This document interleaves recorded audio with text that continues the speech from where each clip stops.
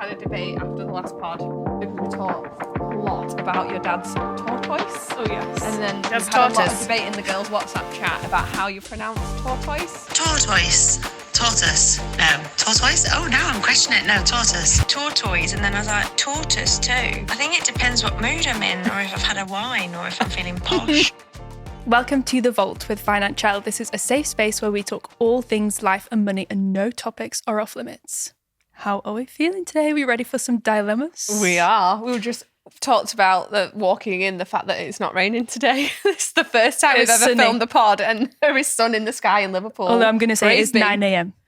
Yes. 11 There's a.m. time. It'll be raining. Absolutely. There's time yet, but this is the first day that the hair didn't get wet and we'd never come with an umbrella as well. Never.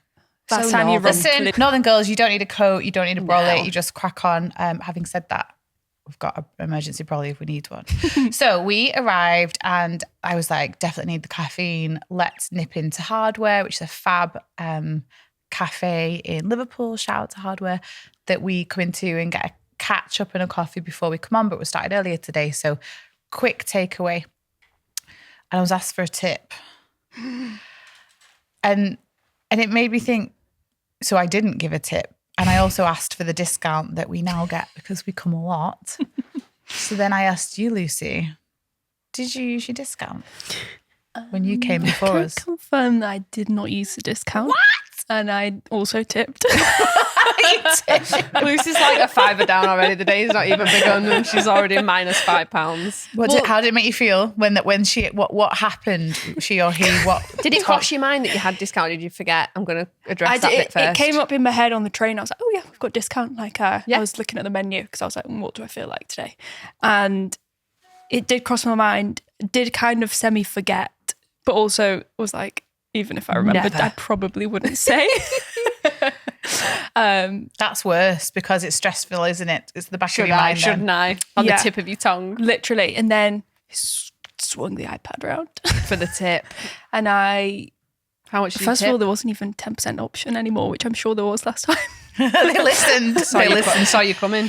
So, message for everyone is, if you are in that scenario, because we've talked about this before, let's talk about it again really quickly. I've worked in the service industry, other people have. These people don't care that you didn't tip. If you go in every week, But he said, just choose an option on the front there. I was like, there's an option that says no tip. I So the don't see bottom in that, I don't small. see that. He didn't say You have choose, to ask for that option. Oh my God. choose how much you would like to give. No, it was too much pressure. He was like, are you a tight horse? Basically. Is that what it said on the screen? I think it Yeah. was. I think you saw that And on then the he screen. like smiled when As if to I... say, you know you want to. No, he smiled afterwards. So I was like, he definitely Oh, you can gave him a see. little dose of joy for the Yeah, day. he was All right, nice. then. He was lovely. Whereas He they was definitely just doing gave me his full job, fat though. milk when I asked for skinny because I know someone that didn't used to tip. do that. That's illegal, sure. So if a larger person went into Starbucks and asked for That's like spiking someone. a full fat something, they would give skim milk. And if a really slim, attractive person asked for skim milk, they would give whole milk. I'm not even joking. I wish Playing God? I was joking. Oh my God, I know who you're talking so about. That's a good. bit And, sadistic, Get a isn't bit it? of That is weird. Yeah. A slim, attractive person. Oh, skinny legend. You milk. can have whole milk. it's like a slippery slope to inappropriate. What's spankings. next?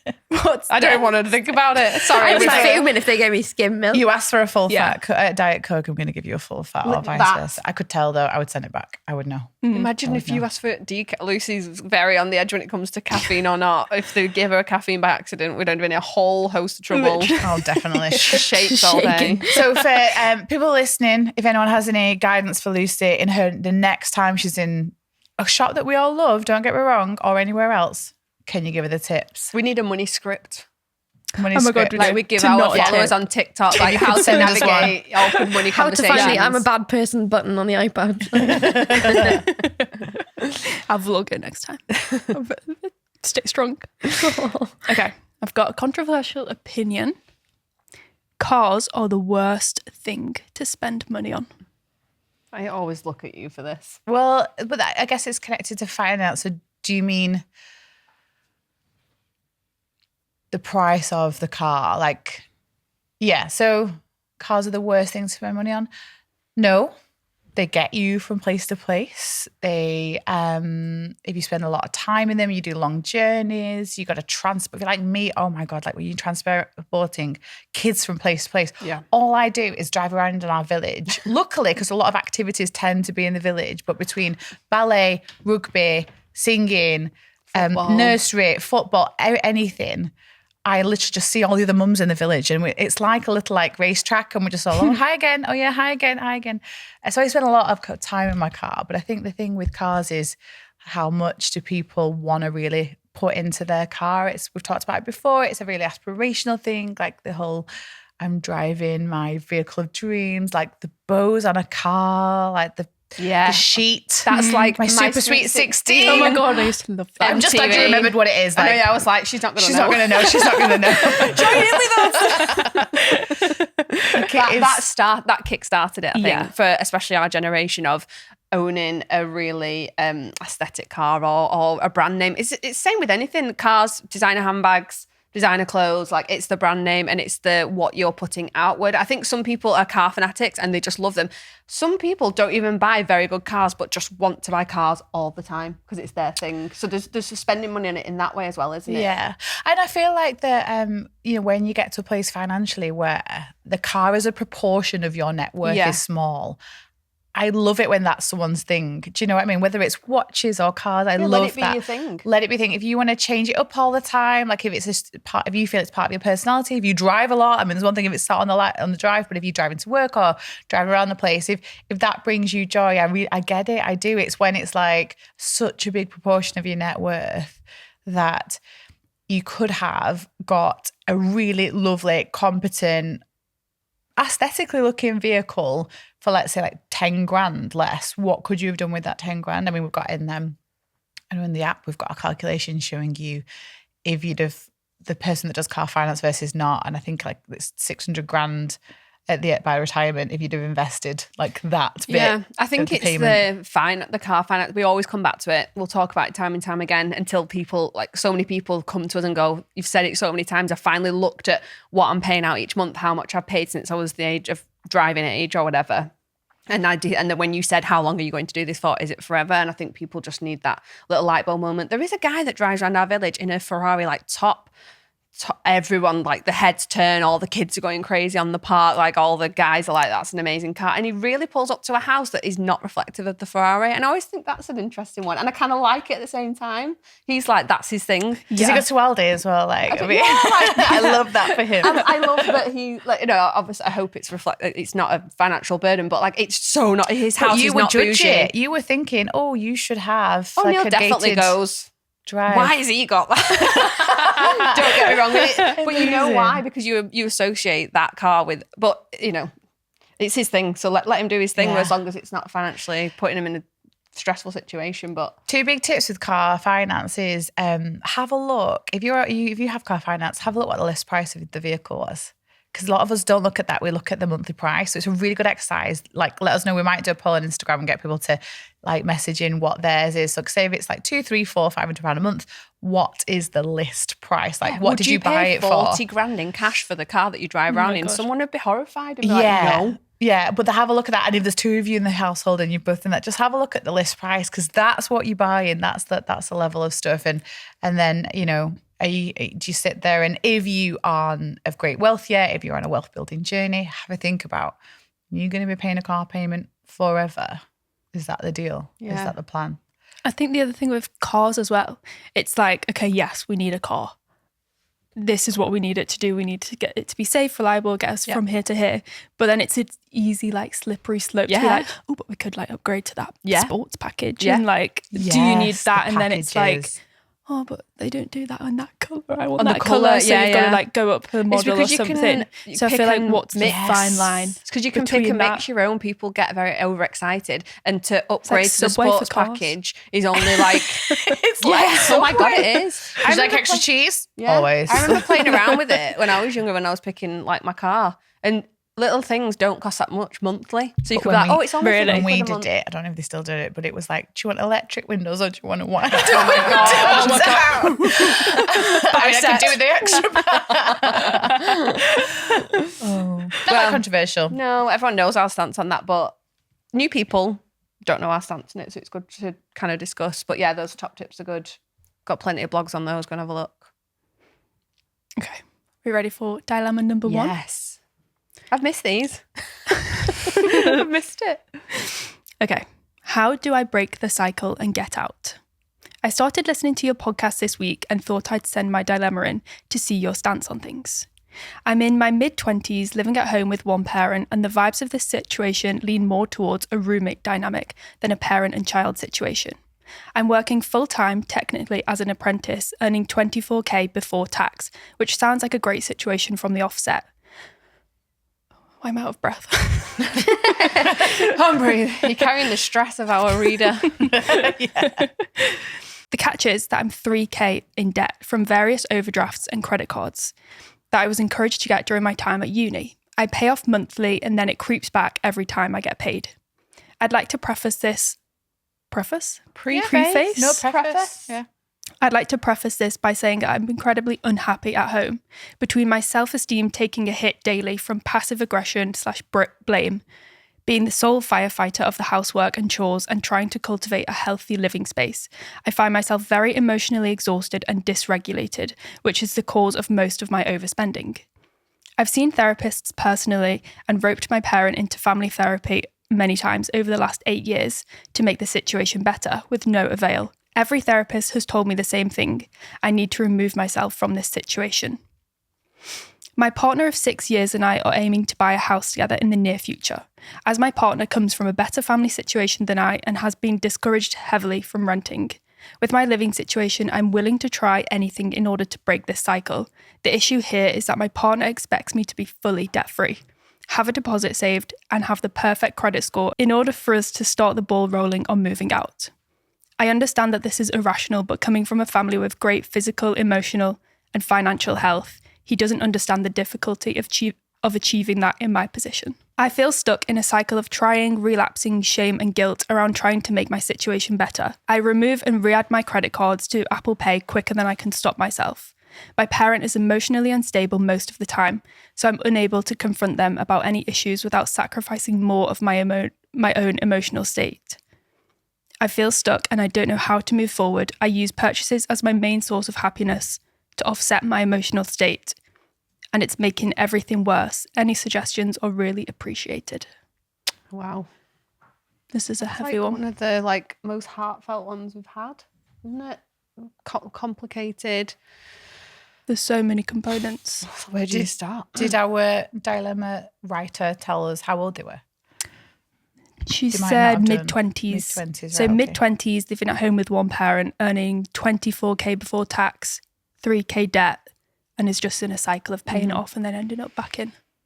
So the interesting thing is they don't seem to mention that they're financially supporting the parent, because that I often see that. So someone feels responsible for is having to lend money, is having to contribute more than possibly they should to the house, and they don't share any of that. And so that's an interesting side of it to consider if you're in a similar situation. Like, this answer may be different depending on whether you're kind of entangled financially and stuff.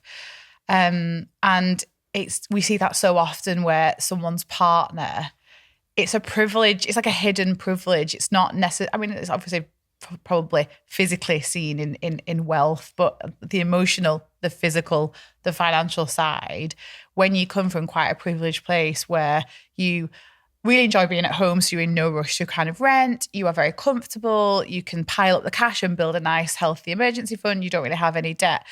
Like, that's very, very privileged place to be. And so I think it's an interesting one about the maturity of, it's still only mid-20s, like that's still so young.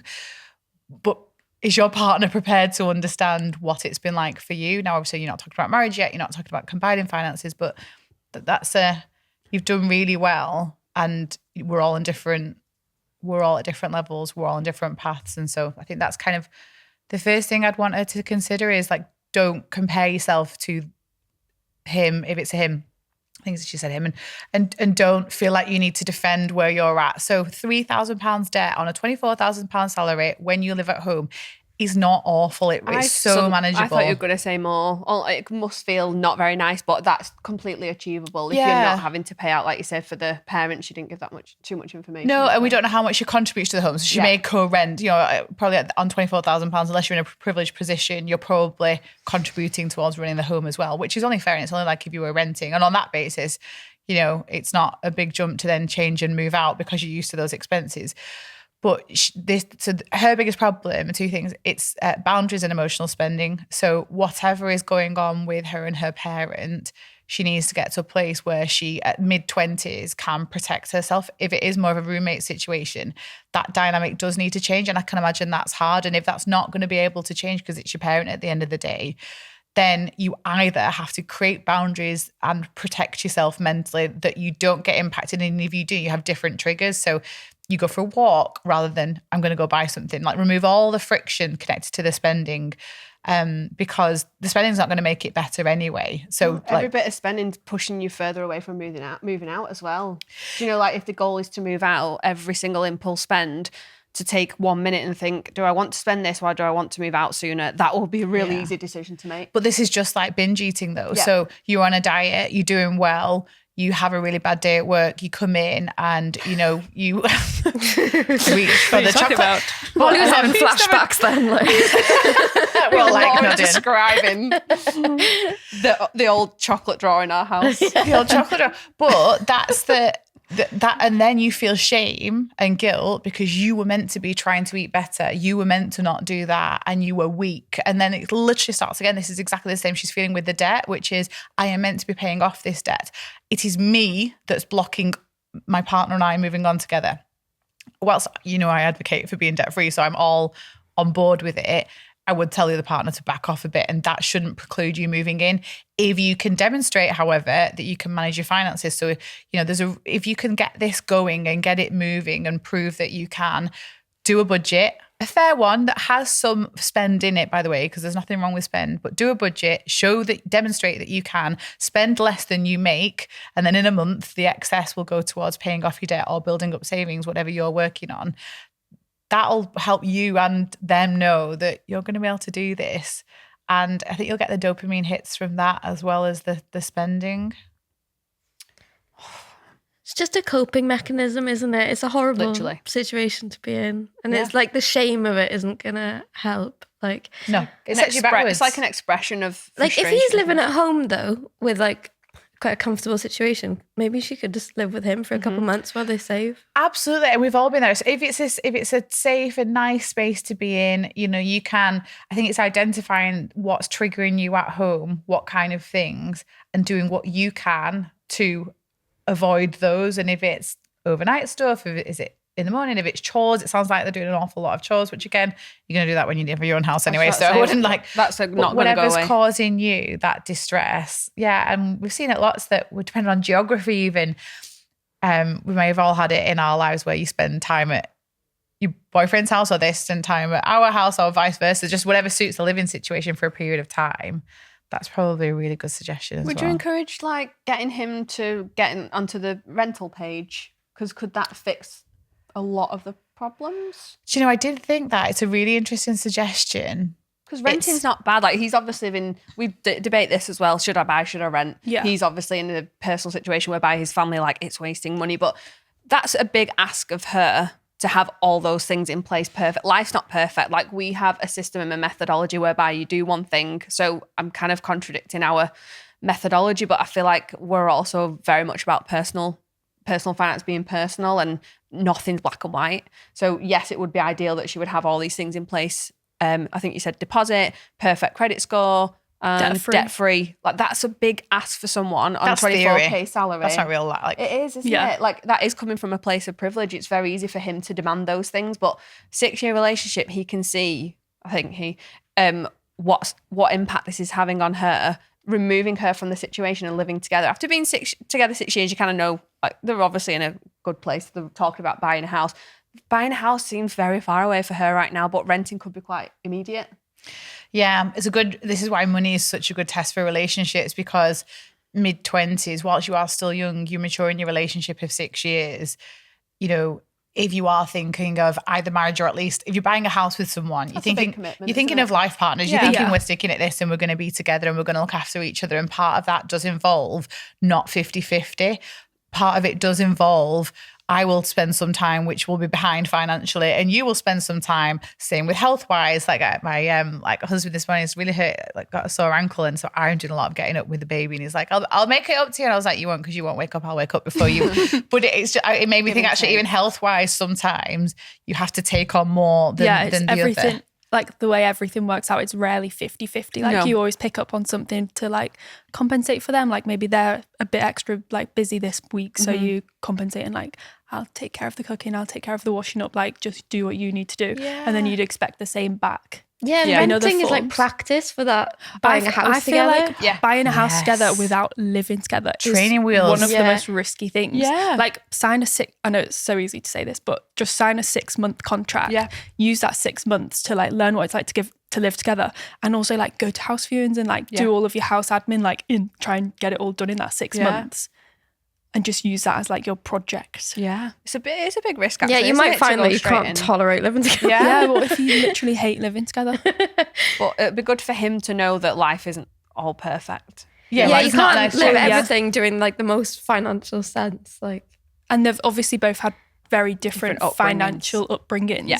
So they might have like a slight clash. Yeah. I mean, it sounds like they probably will have they have different views on money. So get it done now. Expectations. I'm grateful for renting. Like, I'm so grateful. Isn't it hard? Like, I've heard it's harder to get out of a mortgage than get out of a marriage. Oh God, yeah. No, well, it's really hard. Well, you've got a house; it's an asset, and there's so many different complications and arguments that can happen over lots of things when you're separated and you own a house together. So, like, you know, it's hard enough when you're renting, but at least it's a good test. Sometimes it's a test for the house you want and where you think you want to live. That's one side to it. But yeah, I think for him. Send him this pod. Yeah. We love you as well. We're talking about you. We love you talking about you. This is about you. It's you. You're the problem. No, you're not. You're not the problem. But this is it's not bad. It slows you down a tiny bit when you actually, like, it's a little bit of a price to pay to test out the situation. Test out what it's like where you come into a living situation where it's not equal either. Because I think he's not, you know, when she comes in, is she going to earn as much as him? Is he going to earn as much as her? Like, it won't happen like that. Yeah. This is like the teething bit before you buy a house. That would be my suggestion. It's not going to be perfect. Let's try and rent. Then I can remove myself from the situation. Might arguably be financially better off because she's not getting triggered, not spending the money. We'll focus on paying down the debt.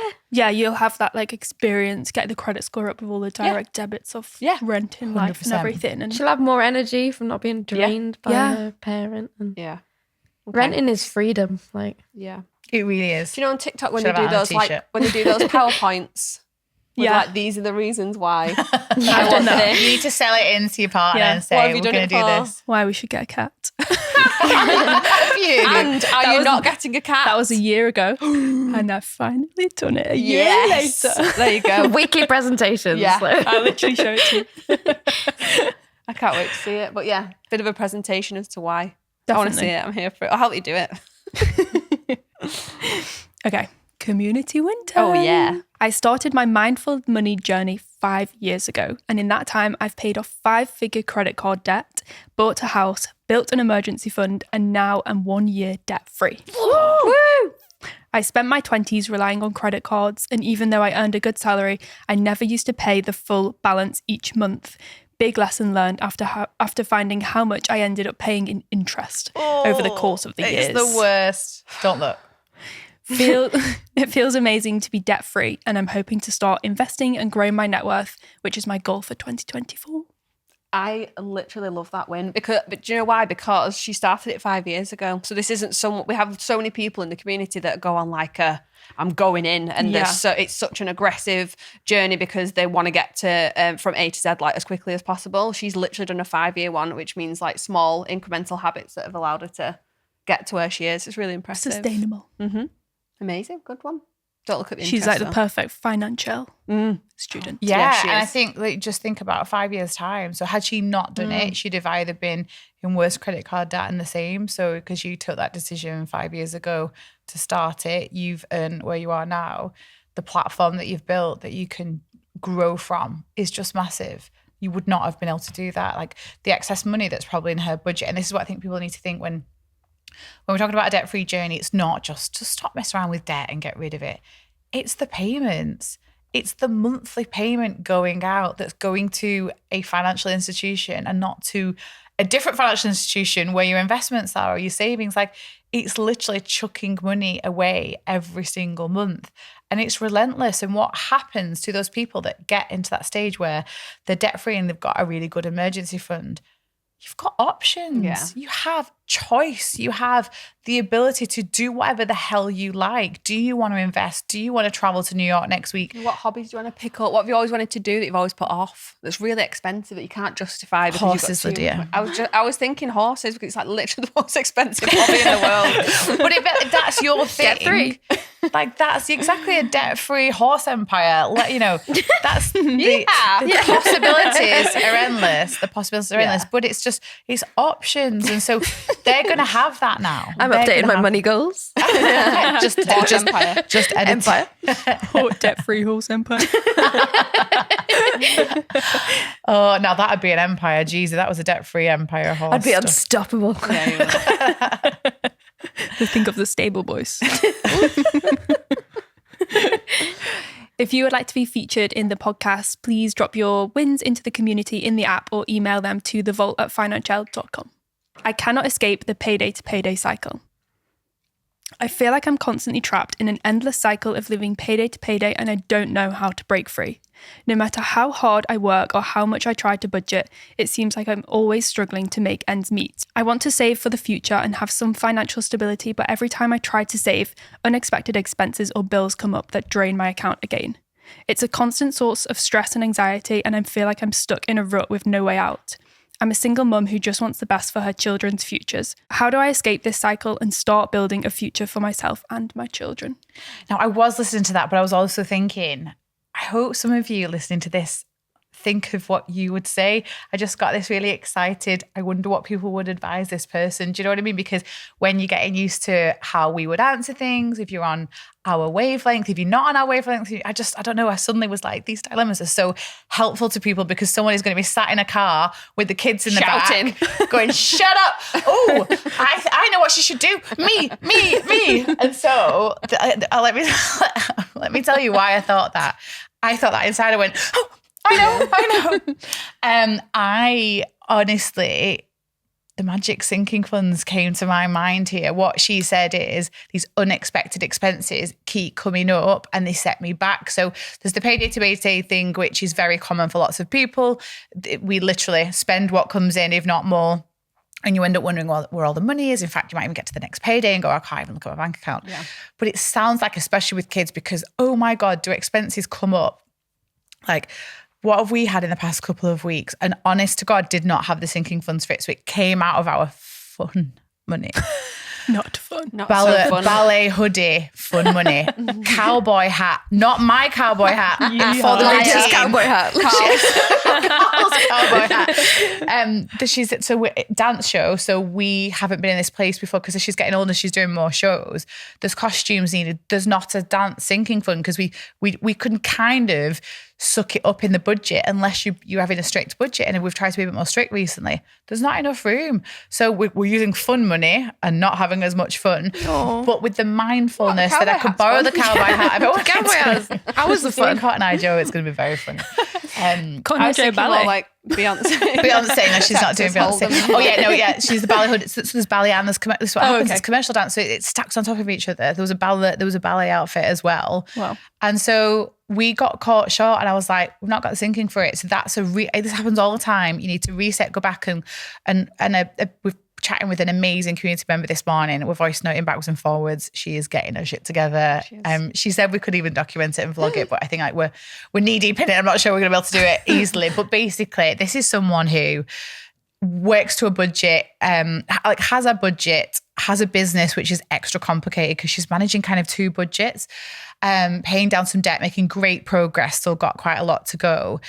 And she was kind of like, she shared with us, I've got about, say, £100 per month excess to be able to put towards stuff. And honestly, I just said to her, you're not going to be able to do it in less than 3 to 4 years with the amount of debt she had and the rate at which she could overpay. I was like, that's just the cold hard facts. I'm being kind and nice about it. Like, I love you, but that's how long it's going to take.